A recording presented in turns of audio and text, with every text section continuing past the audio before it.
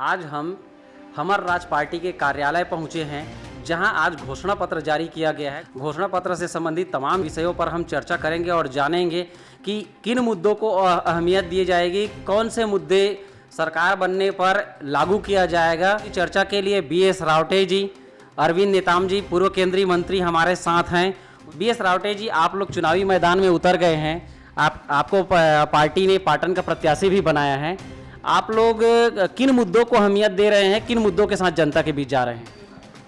देखिए, हम लोग पहली बार चुनाव मैदान में आए और पिछले पूर्ववर्ती सरकारों ने जो आदिवासियों के साथ धोखा किया, उसको हम लोग पूरा करने के लिए सबसे पहले आदिवासी नेतृत्व को आगे बढ़ाने के लिए हम लोग काम कर रहे हैं। और पहली बार हमारा लक्ष्य है आदिवासी मुख्यमंत्री होना चाहिए। और उसके अलावा जो जनहित के मुद्दे हैं, मुद्दे बहुत हैं, लेकिन कुछ प्रमुख है जिसको 77 साल में दोनों सरकारें ने पूरा नहीं किया, उस पर हमारा बड़ा फोकस है। जिसमें बेरोज़गारों को 3000 रुपया बेरोज़गारी भत्ता है, ग्रामीण आवास अभी 2.5 लाख है, उसको हम लोग 3 लाख कर रहे हैं। और उद्योग धंधे लगाने के लिए उद्योग विभाग को हम ST SC OBC सबके लिए व्यवस्था करेंगे और प्रशिक्षण भी अच्छे से देंगे। अभी तक प्रशिक्षण का कोई व्यवस्था नहीं है, जिसके कारण हमारे लोग व्यवसाय में अच्छे से डेवलप नहीं हो पाए। और शहीद जवानों के जो परिवार है, उनके विधवाओं हो, उनके लिए 25 से 50 लाख की व्यवस्था करेंगे और स्थायी नौकरी एक देंगे। भूमिहीन और कब्जाधारी परिवारों को जो शहरों में रहते हैं, उसको निर्धारित अवधि में पट्टे देना चाहिए, उसको हम आगे बढ़ाएंगे। कांग्रेस पार्टी अपनी जो घोषणा पत्र है उसको गारंटी का नाम देने जा रही है, वही भारतीय जनता पार्टी वचन के रूप में बता रही है। तो इन दोनों की जब बात होती है बड़ी पार्टियों की, ये अपने एक वचन पत्र बता रहे हैं और एक गारंटी की बात कर रही है, इसे किस तरह से आप लोग देखें? देखिए, इन तो झूठा वादा और गलत इरादा से इन लोग काम किए हैं अभी तक। हम लोग पार्टी बनाने की ज़रूरत तो इसीलिए पड़ा कि इन लोगों ने हमके साथ धोखा किया, हमारी जनता, हमारे लोगों के साथ कोई वादा पूरा नहीं किया। ये आपके पास ये पत्रिका हम रखे हैं, इसमें 23 बिंदु है, ये 19 फरवरी 2018 का। इसमें एक भी मांग पूरा नहीं किया, ना कभी चर्चा की है। तो हम कैसे मान लें कि इन लोग वादा पूरा करेंगे? चर्चा पे आगे बढ़ेंगे, हम नेताओं के पास जाएंगे और जानेंगे कि जिस तरह से महंगाई की बात सब तरफ हो रही है, महंगाई को लेकर नेताम क्या समझते हैं। चूंकि वो पूर्व केंद्रीय मंत्री भी रह चुके हैं, वो बेहतर तरीके से समझ सकते हैं। वो एक सामान्य परिवार से भी आते हैं, सामान्य लोगों के बीच रहने वाले भी हैं। तो हम ऐसे में समझना चाहेंगे कि महंगाई, चाहे वो सिलेंडर की बात हो, पेट्रोल की बात हो, किसी भी तरफ हम नज़र डालें, जहां देखें, चाहे प्याज की बात होती है, टमाटर की, हर छोटी सी छोटी चीज़ से लेके बड़ी से बड़ी चीज़ सब जब महंगी हो गई है, लोगों की जो दायरे से बाहर होती जा रही है, क्या सोचते हैं? देखिए, महंगाई एक ऐसा समस्या है देश में,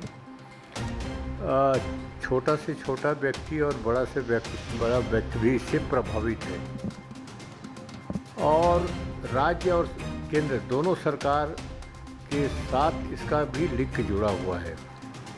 मेरे हिसाब से कहीं ना कहीं महंगाई को काबू करने के लिए केंद्र सरकार को बहुत गंभीरता से सोचना चाहिए और उसके सप्लाई और डिमांड को भी ध्यान में रख करके एक फैसला लेते रहना चाहिए। अभी जैसा प्याज के बारे में जो एक फैसला लिया है, तो केंद्र सरकार ने काफ़ी हद तक ठीक है, उसको एक्सपोर्ट को थोड़ा सा कर्व किया है और एक्सपोर्ट ड्यूटी बढ़ाया है। तो इस प्रकार से जो खास करके जो खाद्य सामग्री है, उसमें हमारी फोकस होगी। और जैसे राज्यों में ये जो प्रशासनिक व्यवस्था को चुस्त करनी पड़ेगी।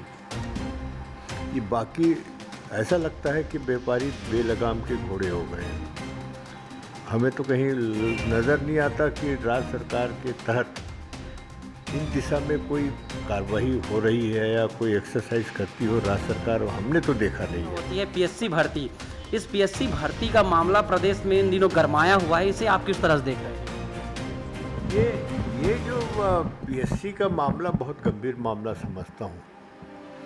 और इसको सही ढंग से इसकी जांच होनी चाहिए और कोई भी दोषी पाया गया, कोई भी हो, उसको सज़ा होनी चाहिए ताकि ये भविष्य में ऐसा दोबारा ना हो।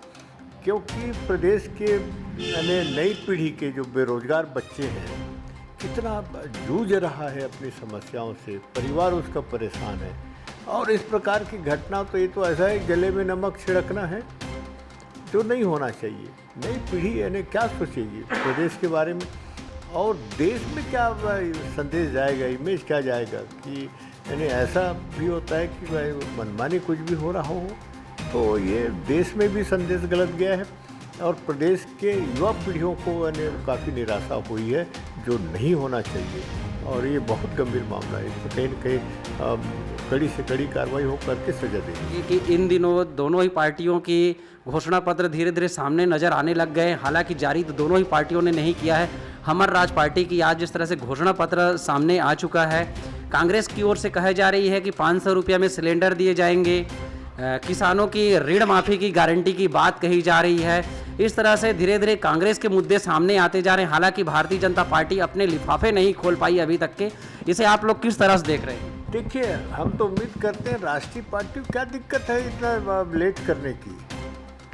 अरे ये तो बहुत पहले हो जाना चाहिए ना। उनके पास एक सेटअप है दोनों पार्टी के पास, तो ऐसा तो नहीं कि दोनों एक दूसरे को देख रहे हैं कौन क्या कर रहा है कौन क्या कर रहा है। तो ये तो प्रदेश की नीति का सवाल होता है, कोई ऐसा नहीं कि रोज़मर्रे की बात हो। तो नीति की बात हो तो पहले से तय होना चाहिए और दिमाग में होना चाहिए। तो अगर नहीं है तो फिर राजनीतिक दिवालियापन है। और जो इतनी बड़ी बड़ी पार्टियां हैं राष्ट्रीय लेवल के, उनको बहुत स्पष्ट होना चाहिए कि वो उसका देख रहा है वो उसका देख रहा है। ये नई मैंने व्यवस्था परंपरा कंपटीशन तो हम पहली बार देख रहे हैं, पहले तो होता नहीं था। कभी झांक के भी नहीं देखते थे उसने क्या कहा है और इसने क्या कहा है। अब तो हर चीज़ को तौल रहे हैं, ये ऐसा करेगा तो हम ऐसा करेंगे। ये कोई अच्छी परंपरा नहीं है प्रजातंत्र में। यह दोनों ही प्रमुख पार्टियों ने प्रदेश में अभी तक घोषणा पत्र जारी नहीं किया है। आज 1 नवंबर हो गया, 7 नवंबर को प्रथम चरण की मतदान है, द्वितीय चरण की मतदान 17 नवंबर को। अब देखने वाली बात होगी कि जनता तक आखिर ये अपने घोषणा पत्र को पहुंचा भी पाएंगे या नहीं पहुंचा पाएंगे। आज हमर राज पार्टी ने अपने 70 बिंदुओं पर अपनी घोषणा पत्र जारी कर दिए हैं। इसी तरह की और भी खबरों के लिए बने रहे लाइव खबर 24/7 के साथ।